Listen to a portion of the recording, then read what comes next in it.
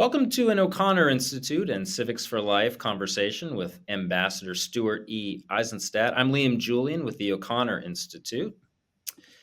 Stuart Elliott Eizenstat is an American diplomat and attorney. He served as the United States ambassador to the European Union from 1993 to 1996, and as the United States Deputy Secretary of the Treasury from 1999 to 2001.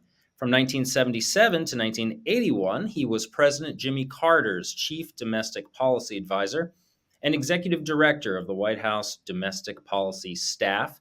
He's currently chair of the United States Holocaust Memorial Council. He has served in 6 presidential administrations and in high school was an all-city basketball player. His latest book, which we'll be hearing about today, is The Art of Diplomacy: How American Negotiators Reached Historic Agreements That Changed the World. Ambassador Eizenstat, thank you so much for joining us. Liam, thank you very much for having me. It's a particular pleasure to participate in an event for the Sandra Day O'Connor Institute. And the reason is that she was the model of a great Supreme Court justice. She was a consensus builder. She was respected by all elements on the court and in the public. And she did something which I think showed a uniquely personal courage. And that is, at the height of her influence on the court, she decided to step down in order to care for her ailing husband. That was really a quite remarkable thing. So that all adds to a special meaning to be part of the Sandra Day O'Connor Institute for American Democracy. Well, thank you. Thank you for joining us, and thank you for those kind words. I know that she would have loved your book, in large part because it's a book about how to build consensus, which is something that she spent her life doing.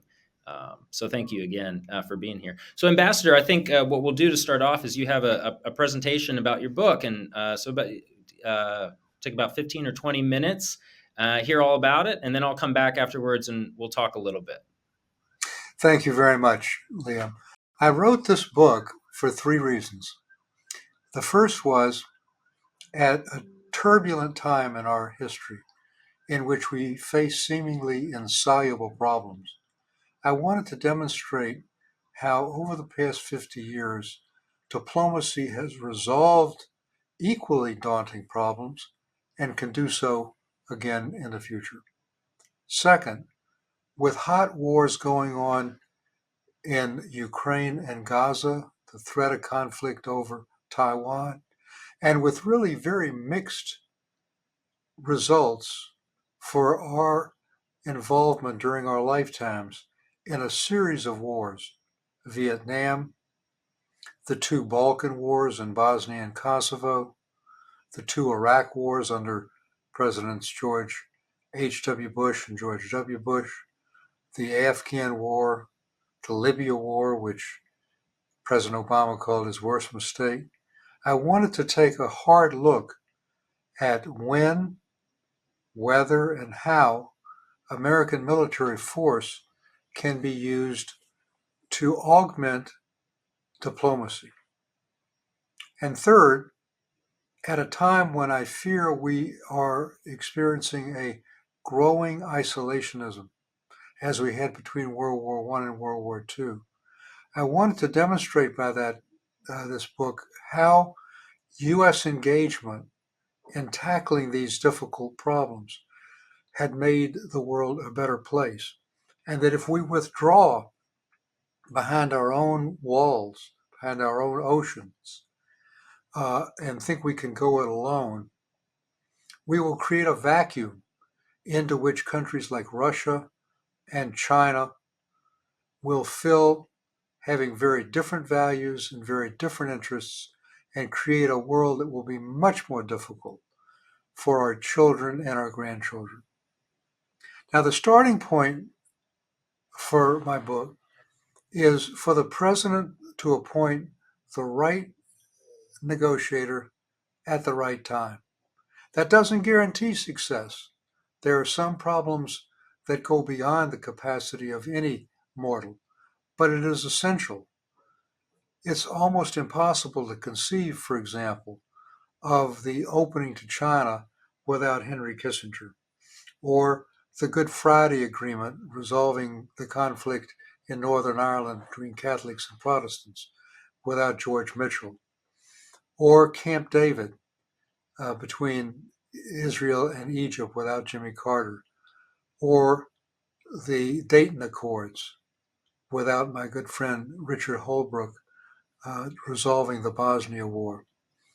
So having the right person is really critical.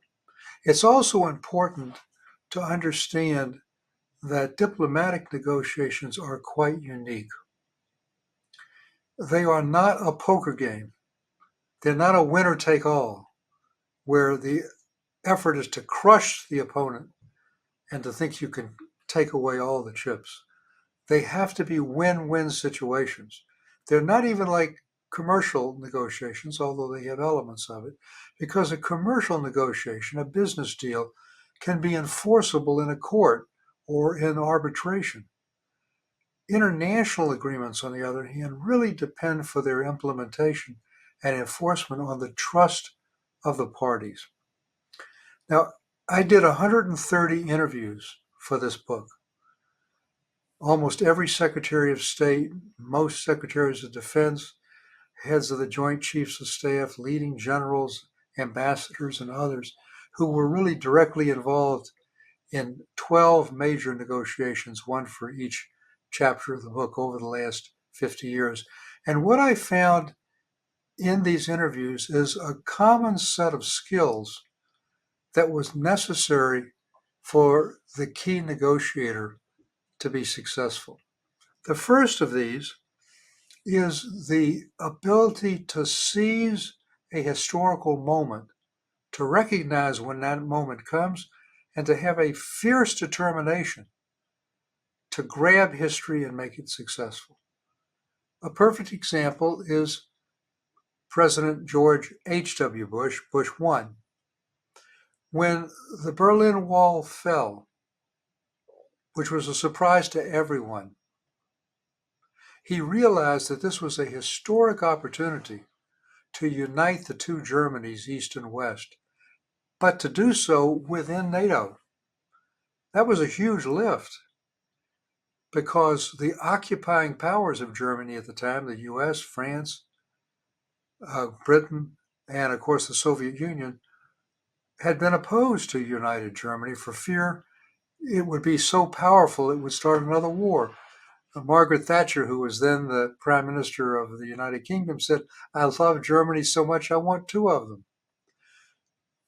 President Bush and Jim Baker, who wrote the preface for my book, Henry Kissinger wrote the foreword, grabbed that historic opportunity and rode through the opposition of even our own allies and the Soviet Union to make it happen.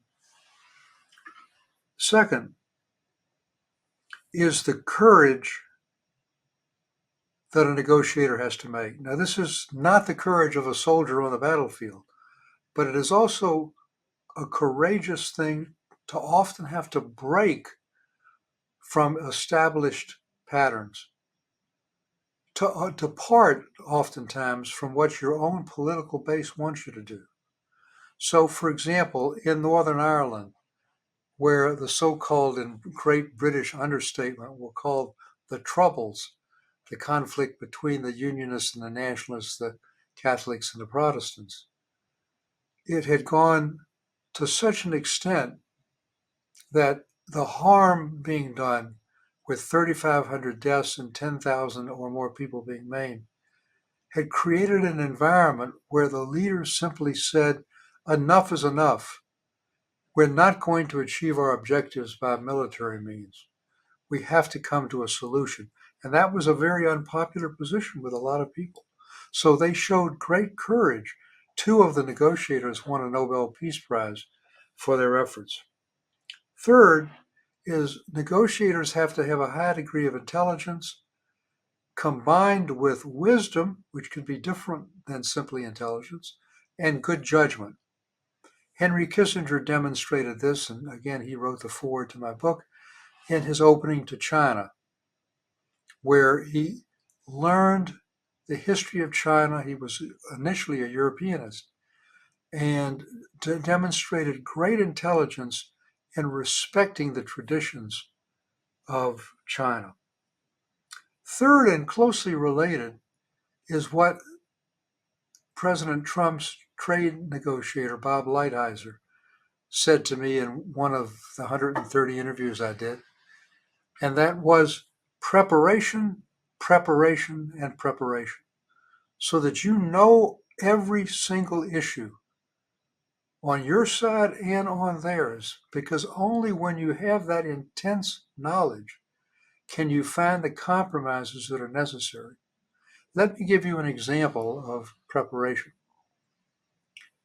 On the 13th and last day at Camp David, with President Carter mediating between President Sadat of Egypt and Prime Minister Begin of Israel, they had come close to an agreement, but not there.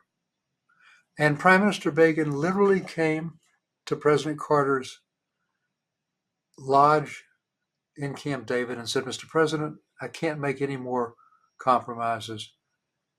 Get a limousine for me to take me out of Camp David to Andrews Air Force Base. I've got an El Al plane waiting to take me back to Israel. I'm sorry, but I can't do anything more."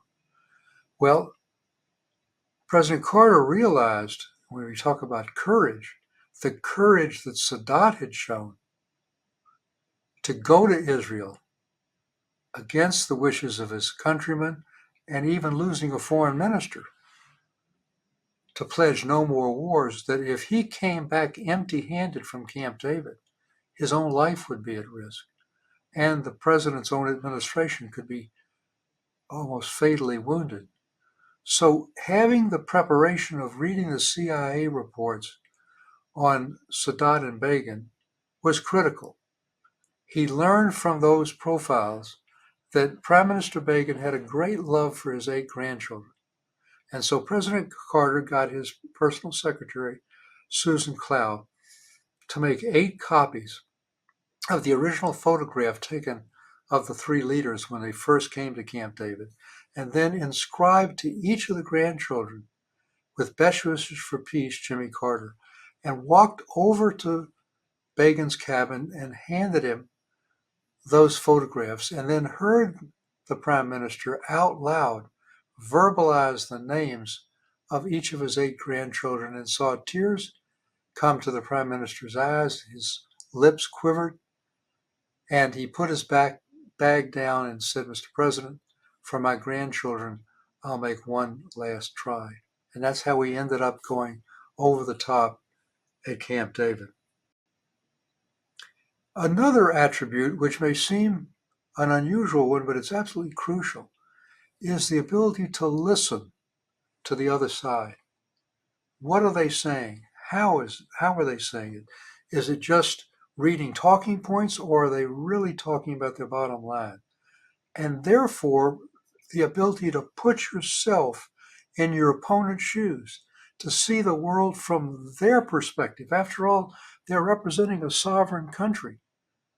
They have to be able to take an agreement back to their leader, to their people, and sell it. Now, an example of the ability to put yourself in the other person's shoes is Henry Kissinger in the 1973 Yom Kippur War. So in 1973, during the holiest day of the year for Israelis and for Jews, the combined armies of Syria and Jordan and Egypt attacked and really set Israel on its heels. Golda Meir, the prime minister, was completely surprised. But then Israel got its feet on the ground, with the help, by the way, of Richard Nixon and Henry Kissinger sending arms and planes over. And they were counterattacking and had the Third Army of Egypt totally surrounded in the Egyptian Sinai. They could have squeezed that army and eliminated the major threat to Israel from the cream of the crop of President Sadat's army. But Kissinger, putting himself in Sadat's shoes, said to Golda Meir, this will be a very Pyrrhic short-term victory if you do that. If you ever want peace with Egypt, you've got to let Sadat come away without being humiliated. And he convinced her to do that. And 4 years later, after the disengagement, we had peace at Camp David because of that.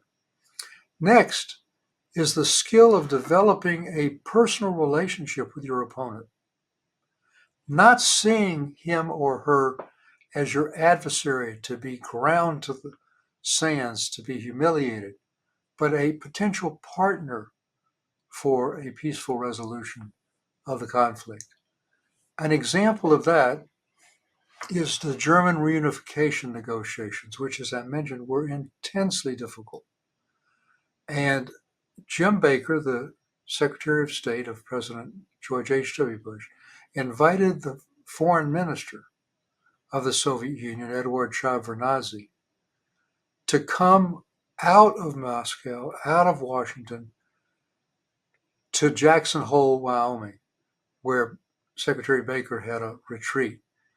And in several days of very personal talks, he broke the ice. He established a relationship of trust and confidence.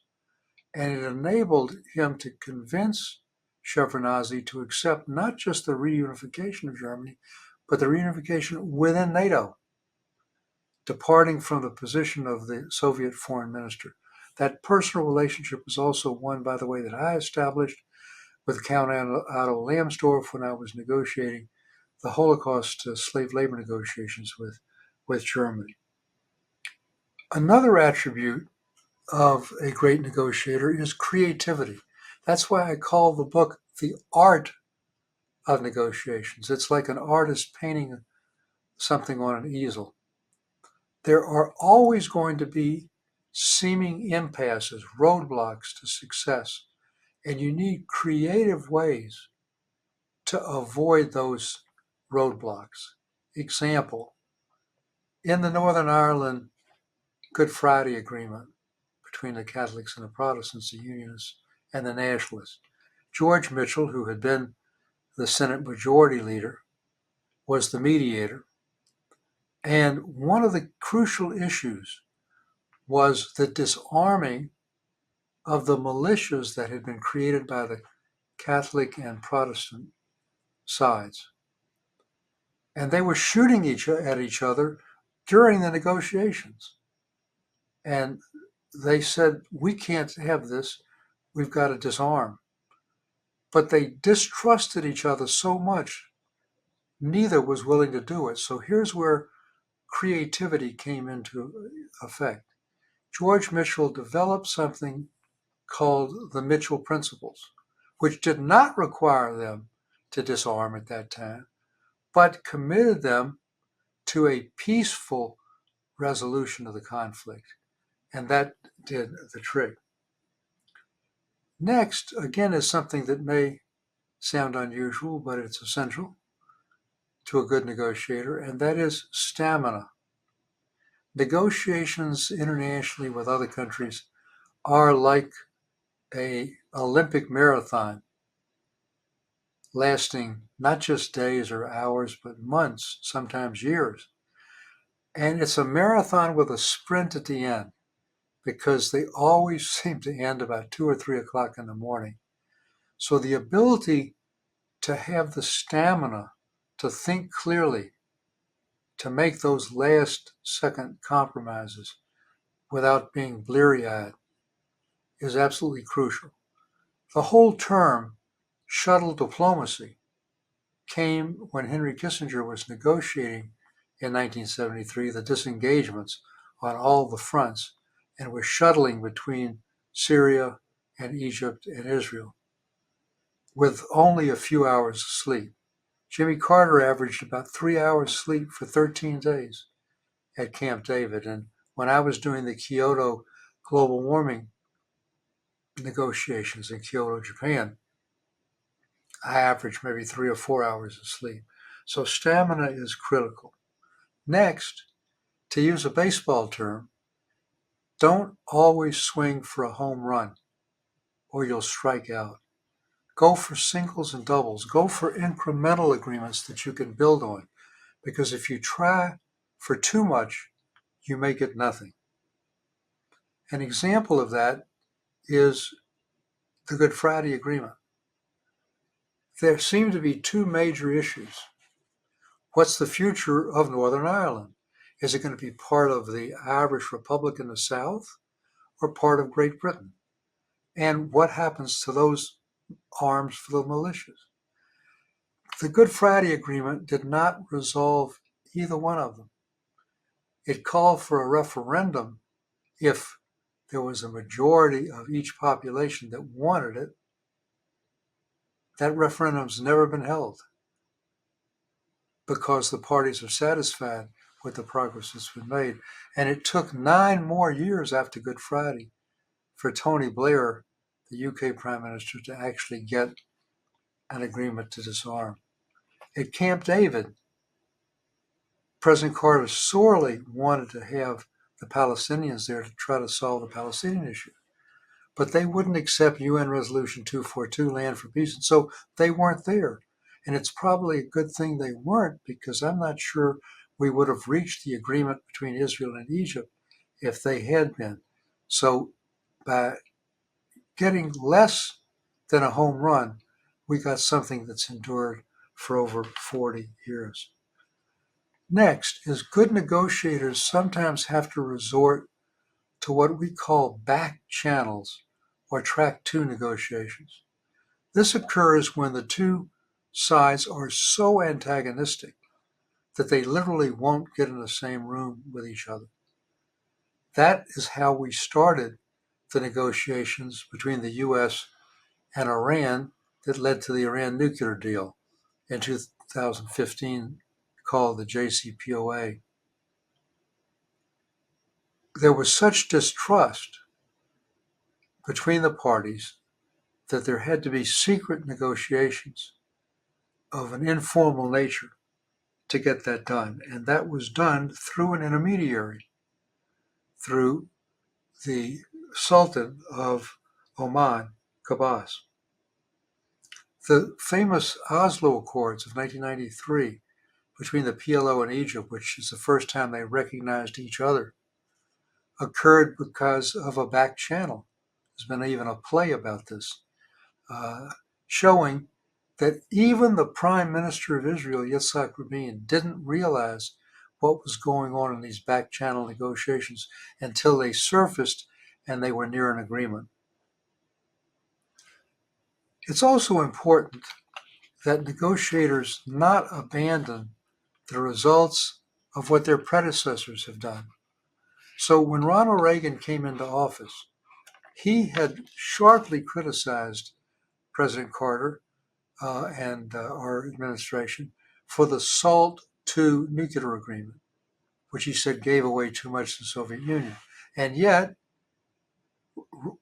correctly, he, when he was president, implemented that agreement fully.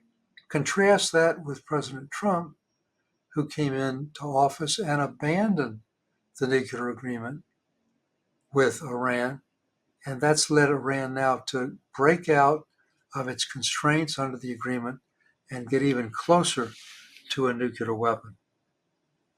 It's also important to have at every stage the confidence of the president and the White House staff.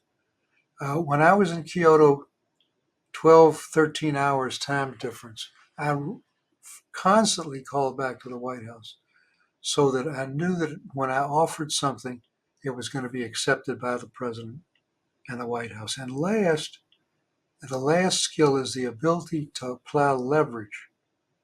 We all know this from, in effect, negotiating with our spouses or our partners, with our children, with our business associates. Applying leverage is really crucial. There are two types of leverage in international negotiations. There's positive leverage and negative leverage. By positive leverage, I mean providing incentives for the other side to make it worth their while to reach an agreement, to grease that wheel at the very end. So, for example, what made the Abraham Accord agreement between the United Arab Emirates, the UAE, and Israel successful was that the administration, President Trump, gave them F-35 fighter jets, which they desperately wanted. The negative kind of leverage is economic sanctions, like we have against Russia, Iran, Venezuela, to some extent China.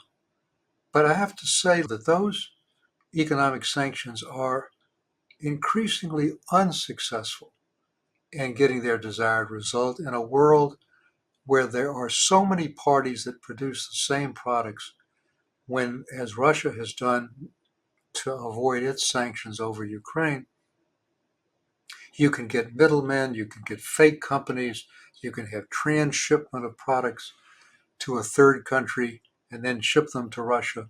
So economic sanctions are a tool of leverage, but they're not decisive. The threat of force can also be useful. Two examples. In 1994,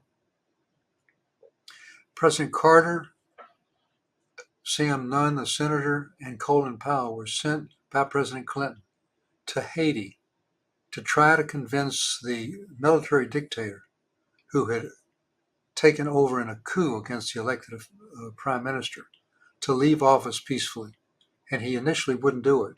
It's only when President Clinton threatened force by literally having Air Force jets on the way from the U.S. to Haiti that he conceded.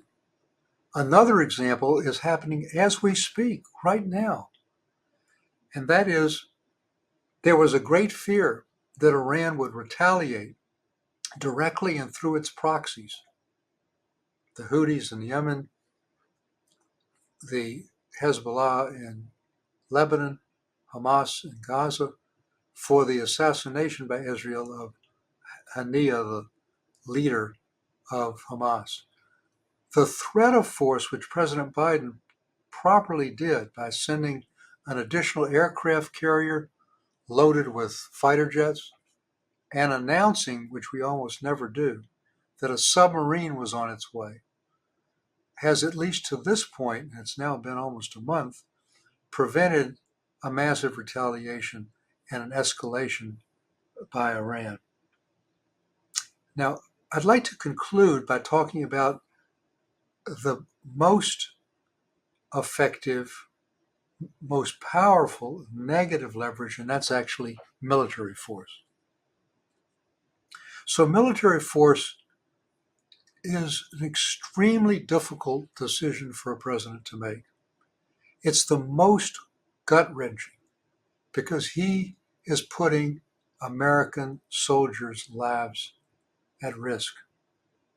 So it should only be used where it's the last option, where you've exhausted every other means to achieve your result: negotiations, diplomacy, the threat of force, economic sanctions.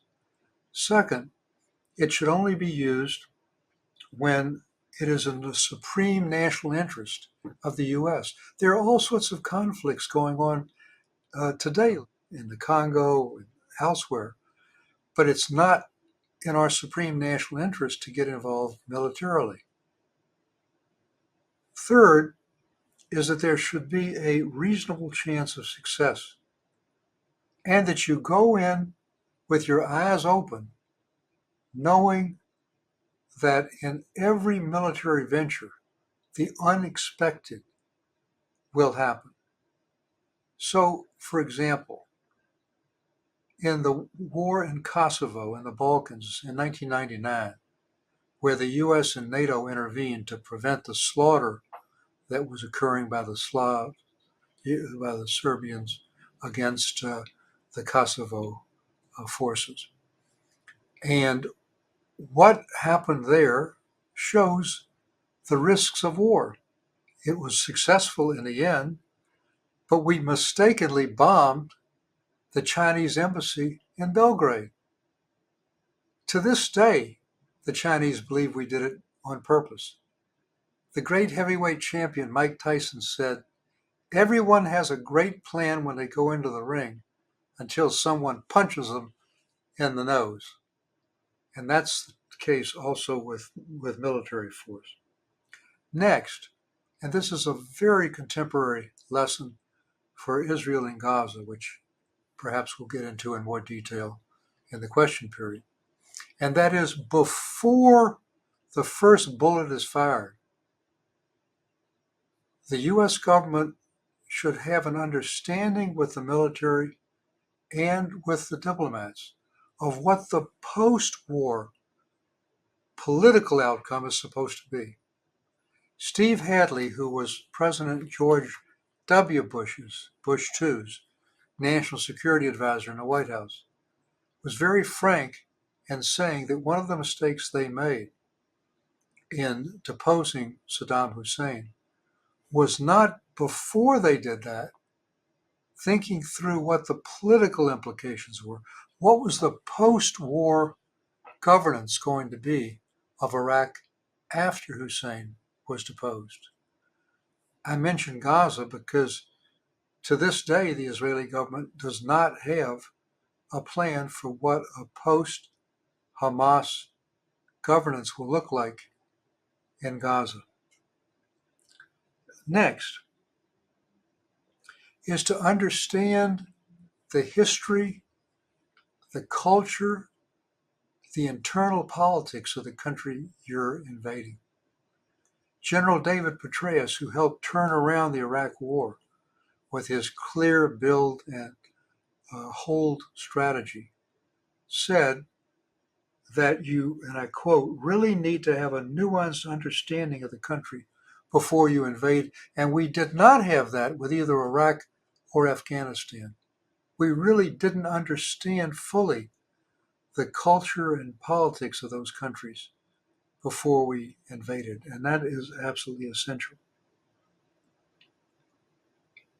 We did not realize, for example, when President Bush ordered U.S. troops to depose Saddam Hussein, what the consequence would be of taking out a minority Sunni leader in a majority Shiite country of Iraq. We didn't realize what would happen when Jerry Bremer, who was the first U.S. pro-consul in Iraq after Saddam Hussein was deposed, when the whole army would be disbanded, when anyone connected with the Ba'ath Party would be fired. We didn't have a clear enough understanding of the internal dynamics. Next, if you're going to use military force, as Colin Powell said in his interview with me, not long, unfortunately, before he passed away, you have to use what he called decisive force. And that was done by President George H.W. Bush and by Colin Powell in the first Iraq War, the so-called Gulf War, with a limited political objective to simply remove Saddam Hussein's Iraqi troops from Kuwait and push them back into Iraq after they invaded Kuwait. They were greatly criticized. What do you mean? You've got Saddam on the run, you can choke him. And they said, no, if we go into Baghdad, we'll own it. But they had 500,000 troops, 38-country coalition, a UN Security Council resolution authorizing the use of force, NATO fully behind them, Congress fully behind them. Unfortunately, his son, George W. Bush II, forgot many of the lessons of his father. So rather than use decisive force, he took troops in effect from Afghanistan, which we had used after 9/11, and divided our forces between Afghanistan and Iraq. It was what his Secretary of Defense, Don Rumsfeld, called a light footprint. exactly the opposite of the decisive force that Colin Powell had called for. And last, if you're going to use military force, you must have good intelligence. That's absolutely crucial. Remember that the whole thesis behind the second Iraq War was that there were weapons of mass destruction, and we never found any. Now, my analysis from my interviews, I think, breaks some really new ground here. We all know that he didn't have weapons of mass destruction when we got in. What was less well known, the CIA and MI6 in Britain, the West German uh, uh, intelligence agencies, all said he had weapons of mass destruction. He did have them at one point, but unbeknownst to all of those intelligence agencies, he had actually destroyed them covertly in line with UN resolutions. Well, why didn't he say so? Why didn't he, in effect, save his own life and that of thousands of other Iraqi and American soldiers by saying he had destroyed them? Because he was afraid that if he announced it, it would weaken him domestically against his opponents and would embolden his arch enemy Iran to invade. I was the subject, when I was in the Carter White House, along with my colleagues, of receiving some of the worst intelligence failures in American history. Example, 6 weeks before the Shah of Iran, our principal ally in that part of the world, was in effect forced into exile and to leave. 6 weeks before, the CIA reported to us that Iran was in neither a revolutionary nor pre-revolutionary state. Grossly wrong. They also assured President Carter that the Shah of Iran was in total control of his country and didn't realize that his support rested on quicksand, and also didn't realize, which is remarkable, that the Shah, under 6 presidents, our principal ally, had incurable cancer. So my conclusion is that diplomacy can work. We need to strengthen our diplomacy by strengthening our own democracy, by ending some of the terrible polarization that we have in foreign policy, which we saw over the Ukraine funding, to understand that diplomacy serves a higher purpose. It can avoid wars. It can resolve conflicts if you do it right with the right people. The alternative of withdrawing from the world, again, would create a dangerous vacuum into which our enemies would go. So that's the whole thesis of my book, and I look forward now, Liam, to your questions. Well, thank you so much, Ambassador Eizenstat. That was wonderful. I know our audience is gonna have a lot to engage with there. Maybe agree with some, disagree with other parts of what you said, but that's the fun of it, right? And I will say this book reads. It's such a riveting read. You truly do bring readers into the rooms where these decisions are being made. Rooms that you were in for quite a few of these decisions. I know you had wanted to talk a little bit about Ukraine and Gaza, so maybe we can start with Ukraine. Where do we find ourselves today? And I think maybe a larger question a lot of people are asking: how did we get to where we are today? I mean, where did the diplomacy fall through such that we now find ourselves at what seems to be an impasse? Yes, so I'm going to take that as my last point because it's really the most crucial one of how to end this war. But Henry Kissinger once said in my interview, Liam, that you can't achieve at the negotiating table what you don't win on the battlefield. And that's one of the reasons it's so important to make sure that Ukraine has the arms it needs to take back as much of the territory that Russia has grabbed for it, so it's in the strongest position when negotiations occur. Now, I believe we're not going to have a formal peace treaty. I think it's going to be something like the 1953 Armistice Agreement that ended the Korean War between North and South Korea. There's never been a formal peace treaty, but for 70 years, we've avoided a war. But in order to do that, it means that Ukraine, even if it captures back some of the territory, is in the end not going to be able to get 100% of the territory back. And that's going to be very painful. But at the same time, we should not recognize any of the territory that Russia has acquired as being a legitimate part of Russia.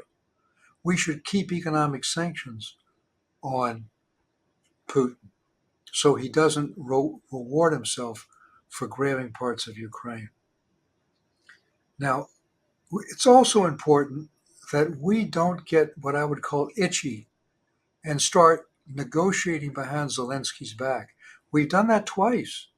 For all of his greatness, Henry Kissinger, who won a Nobel Prize for his Vietnam peace negotiations, negotiated, Liam, the peace treaty with North Korea that ended the war without our own ally in Saigon being part of the negotiations. And similarly, when Secretary of State Pompeo under President Trump negotiated the end with the Taliban, and his ambassador negotiated the end with a treaty. And then continuing into the Biden administration, the Afghan government, from whom we fought for 20 years and lost thousands of troops, again, wasn't in the room. So we must make sure that we don't try to go behind Zelensky's back. Now, here's the answer to your question, and that is, how did we get here? In 1994, Russia got Ukraine to agree to something called the Budapest Memorandum, in which Ukraine gave up 40%. Excuse me, can I do that again? Sure. We got here because, let's start in 1994 with the Budapest Memorandum, in which the Russians got Ukraine to agree to give up the third largest nuclear arsenal in the world in return for an agreement with Russia that they would not take any Ukrainian territory. That was violated by Putin. A second alternative came when, in 2014 and 15, the so-called Minsk I and II accords were reached to try to end the fighting after Putin had grabbed Crimea and had sent what they call the little green men, disguised Russian soldiers, to grab more of the very area they're fighting in now, the Donbass. And we, the United States, signed the Minsk agreements along with the UK and Russia and Ukraine, in which we gave, quote unquote, assurance that we would defend Ukraine if Russia invaded. And we basically didn't. So there's an old saying, Liam, fool me once, shame on you. Fool me twice, shame on me. So now put yourself in Zelensky's shoes, the head of Ukraine. And we're in negotiations to try to end the war. What assurance does he have, since Putin has twice violated agreements, that Russia simply won't rest, reload, and fight again? And I think that those assurances have to include membership in the European Union, bilateral defense agreements, as President Biden recently reached with Zelensky, and perhaps keeping NATO trainers there as a sort of tripwire. Interesting. Um, you had also, Ambassador, wanted to talk about Gaza. This conflict continues. Um, as you had mentioned, it seems as if there's perhaps not a plan for it ending. Where do you see us at this moment there? So I have been to Israel some 50 times, and during the Clinton administration, I spent considerable time in Egypt and Jordan, in Gaza per se. Uh, and let me give you an anecdote. In July 2000, when I was in charge of the economic dimension of the peace process, I went to Gaza. I was then Deputy Secretary of the Treasury in charge of the economic dimension of the peace process. And what I saw was beautiful. We had gotten Congress to pass a law that allowed an industrial park in any country like Jordan, like Egypt, like the Palestinian Authority, that had a peace agreement with Israel. As long as you had as little as 10% Israeli content, you could send the product back duty free. Here's what I saw: 30 plants employing 1,200 Gazans, a second phase being planned with more plants. And I went into one of those plants and I saw products being loaded on a flatbed truck go straight through the Eretz crossing with no stop to the airport we had gotten the Corps of Engineers to build. That's what was possible. In 2005, Sharon pulled all the troops and settlers out. Hamas won the election and then sent rockets instead of roses over. Now, what do we do? What does this book teach us? First, we have to combine military force with diplomacy. Hamas cannot be permitted to be a governing or military force. No country can accept on its immediate borders a government that is committed directly and has the capacity to try to destroy its neighbor, Israel. But military means alone is not going to be successful. And they can't be defeated alone by military means. Gaza has to be put into a broader context diplomatically. Israel's real security, in my opinion, will come from being part of a U.S. led moderate Sunni Arab coalition against Iran's axis of resistance. Let's remember that Hamas is a tool of Iran, as is Hezbollah in the north and the Houthis. And so, if we can get those countries, most of whom, except Saudi Arabia, already have peace agreements with Israel, and we were within weeks in the Biden administration of having a peace agreement with the Saudis. I think that's one of the reasons for the timing of the October 6th attack. Then this is Israel's real security. But the cost of that is going to have to be some political perspective, which the Arab countries will insist on, for some future Palestinian sovereignty. Not yesterday, not tomorrow, but ultimately. There can be all sorts of conditions. It can be disarmed. You can have all sorts of Israeli and multinational pressures, but that is going to be necessary. Now, what was also missing in Gaza was that key factor I mentioned of intelligence. I got a briefing from two senior Israeli generals who said that under our own eyes, we missed the fact that Hamas had converted itself from a simple terrorist group into a full blown terrorist army with up to 40,000 troops, highly organized in battalions, with the most sophisticated weapons from Iran, buried in 350 to 500 miles of tunnels in tiny Gaza, some as deeply in as 25-story building. That was missed. And there were people who had several female analysts in Israel who actually had something very close to the battle plan that Hamas used, including the gliders. And when it went up the ranks of the Israeli intelligence, they said, no, there's no way that Hamas has the capability of doing this. So again, the failure of intelligence was something that Israel really has to deal with. And again, They went into Gaza without a plan for what the post-war government is going to look like, and that's still a problem to this very moment. Yeah. Um, I was struck in your book, Ambassador, about how you really hammer home the point of diplomacy being a different kind of negotiation than many people think of when they think of negotiations, um, and how diplomacy is so founded upon trust between the different international players. Um, Given your historical perspective, given the amount of these negotiations that you've been involved in over time, where do you see us today in terms of that trust between the international players? Um, Less, more? Does it exist? Where are we? There's a great distrust between China and the US. There's a great distrust between Russia and the US.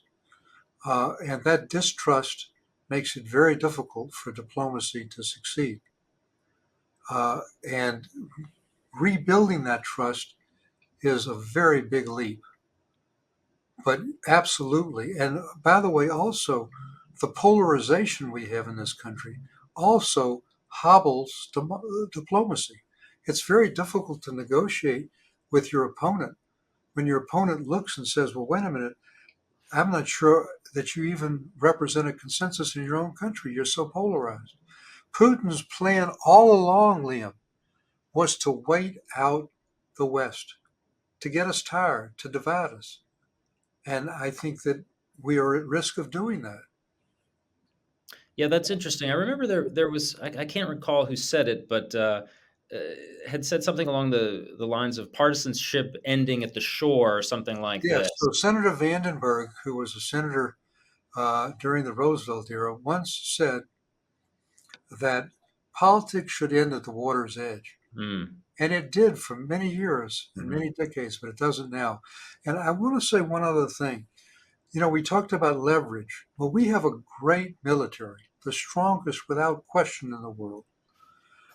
But that doesn't always mean success. It didn't in Vietnam, and it didn't in Afghanistan after 20 years. And the Afghans have a proverb that says a lot about this. It is, you, the United States, may have the watch, but we have the time. They know that they could wait us out 20 years. We're going to be here, says the Taliban. You're going to have pressure to leave, as we did. And the same in Vietnam. mhm. So the absence of patience can also be a problem. Yep, that's very interesting. Um, and you remarked upon the sort of the partisanship that we have currently in our country.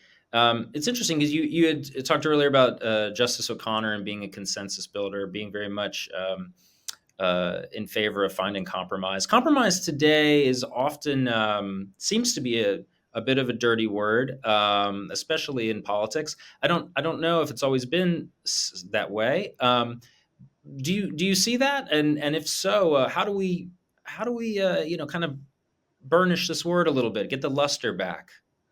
But one of the things that's happened, I think, in our domestic politics, and it has implications, as I say, for diplomacy, is that the middle has collapsed. The parties have sort of gone, the Republicans to the right, the Democrats to the left, and compromise has, as you properly put it, Liam, become a dirty word. Well, in our divided system of government, we don't have a parliamentary system with the president and with the Congress. You can't get anything done without compromising. And compromising has now somehow become like a defeat. You're not dealing with an opponent, you're dealing with an enemy. Well, we're all Americans. Yes, we have differences of opinion, but it's immigration being a perfect example. There are compromises. There was a bipartisan compromise bill coming out of the Senate on immigration. But compromise is absolutely essential both at home and when you're negotiating. You can't get everything you want. As I mentioned at the very beginning of my presentation, uh, diplomacy is not a poker game where you go with the other side and you take all the chips on your side and he or she on the other side has nothing. Hmm. That's not the solution to any diplomatic disagreement. Yeah. What's interesting too, Ambassador, about this is that, when we talk about the different types of negotiations, and you had brought up business negotiations and how they're very different from international negotiations and diplomacy, it seems to me that the international negotiations, the diplomacy, is much more in relation to sort of our domestic negotiations, in the sense that we will still be here negotiating with each other after this negotiation is over. In business, sometimes you can think of it as a poker game. You're only negotiating with this person maybe once. You get what you can, you walk away. Who cares if feelings are hurt? But we're all Americans, as you said, and we're going to be here. And in the international sphere, China's not going anywhere. So, I mean, maybe that's part of why we need to sort of reshape our Yeah, understanding of that's a very good way of putting it because and again, I was President Carter's chief domestic advisor it. Hmm. before I got into foreign policy during the Clinton administration and beyond. And that I had a lot of negotiations with Congress. And when you negotiate with a member of Congress from the administration or when they negotiate with each other,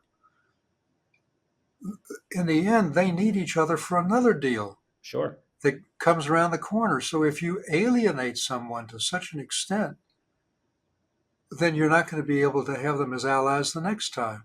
And the same thing applies for negotiations here. And so, for example, with China, China is a real problem. China definitely is acting in inappropriate ways on a whole range of areas uh, and threatens us as an adversary. But we don't need a new war with China. We have to live with the most populous country in the world. And we need them for things like dealing with climate change, with pandemics. If we alienate them to such an extent, then we don't have the capacity to enter into negotiations on another issue. Yep. Maybe we could figure out who Xi's grandchildren are and get them some signed photos, and that'll do it. No, Ambassador, you've given us a lot to think about. Thank you. Your book is excellent. I know our audience is going to really appreciate reading it, engaging with it, finding things to disagree with, agree with, but a lot to think about. Thank you so much for taking the time to share it with us today. Thank you so much for taking the time to do the work, as you said, to interview 150, I think it was, senior diplomats. It's incredible. It's really a great work. So thank you very much. Thank you very much for having me. And again, it's a particular pleasure to do so with the Sandra Day O'Connor Institute for American Democracy because she stands for the very best in American democracy. Thank you, Ambassador.